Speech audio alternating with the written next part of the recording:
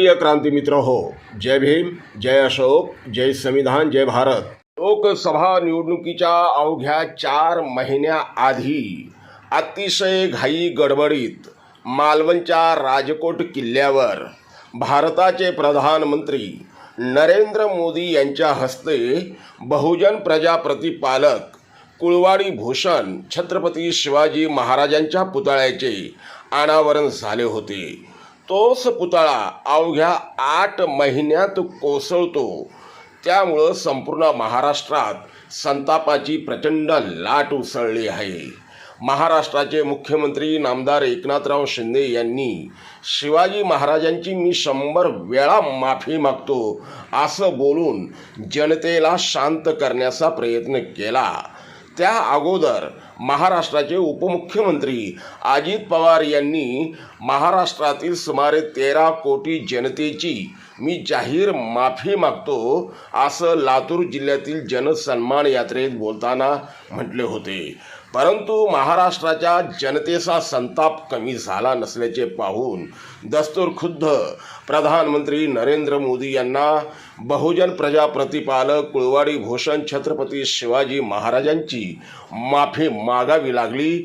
असं जरी असलं तरी विरोधक मात्र चुकीला माफी नाही असं म्हणून राज्य आणि केंद्र सरकारला झोडपून काढत आहे. या पार्श्वभूमीवर वंचित बहुजन आघाडीचे सर्वेसर्वा आदरणीय प्रकाशजी तथा बाळासाहेब आंबेडकर यांनी मात्र हा पुतळा पडला की पाडल्या गेला असा एक गंभीर प्रश्न उपस्थित केला आहे. प्रकाशजी आंबेडकर म्हणतात की जुन्या काळात विश्ववंदनीय विश्वरत्न महामानव डॉक्टर बाबासाहेब आंबेडकर आणि सत्यशोधक महात्मा फुले यांचे पुतळे गावागावात बसवण्यात आले आहे. ते सुद्धा एखाद्या साधारण अशा चबुतऱ्यांवर बसवण्यात आले आहे. ते पुतळे कधी पाडण्याच्या किंवा पडल्याच्या बातम्या कधी आल्या नाहीत. फोडण्याच्या आणि विटंबना करण्याच्या बातम्या निश्चितच आल्या, पण पाडण्याच्या किंवा पडल्याच्या बातम्या कधीच आल्या नाहीत. त्यामुळं शिवाजी महाराजांचा हा पुतळा पडला की पाडला असा दाट संशय निर्माण होतोय.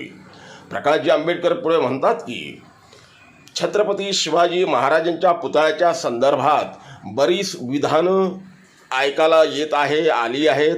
परंतु धातूचा पुतळा कितीही कमजोर असला, कमकुवत असला तरीही तो पडू शकत नाही. परंतु महाराष्ट्राची सध्याची राजकीय परिस्थिती पाहता त्यावरून लोकांचे लक्ष विचलित करण्यासाठी ही घटना घडली आहे का? मला संशय येतोय की पुतळा पाडला की पडलाय याचा तपास करण्यात यावा अशी सडेतोड मागणी करीत प्रकाशजी आंबेडकरांनी एका वेगळ्याच मुद्द्याला हात घातल्यामुळे महाराष्ट्राचे राजकारण मात्र कमालीचे तापले आहे. प्रिय क्रांती मित्र हो, भीम पॅंथर या आपल्या हक्काच्या यूट्यूब चॅनलला कृपया सबस्क्राईब करून आम्हाला विषमतावादी शक्तींच्या विरोधात लढण्यासाठी बळ द्या, शक्ती द्या, ऊर्जा द्या. कमेंट करा, लाईक करा, शेअर करा.